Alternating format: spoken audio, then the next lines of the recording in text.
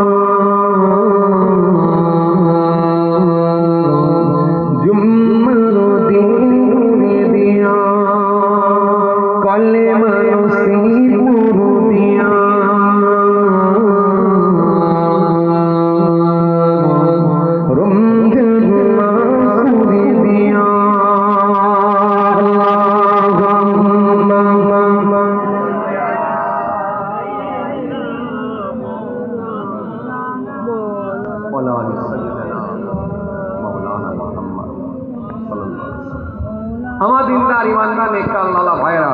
নবী আমার সেই সময় বললেন, এই আমার সাথীরা,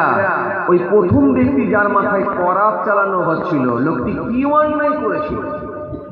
কি এমন পাপের কাজ করেছিল যাকে এত কষ্ট দেওয়া হচ্ছিল, আমাকে তো বলো।